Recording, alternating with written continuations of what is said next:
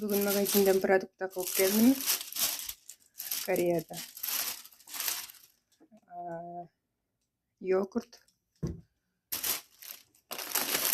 Мынандай мороженоолардан үчөөнү алдым. Анан упаковкада клубника.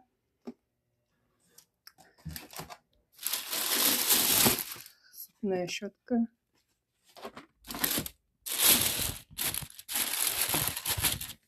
Шоколад. Туз. Печенье. Анан тиш чайкай турган. Бул жерде кукуруза. Общий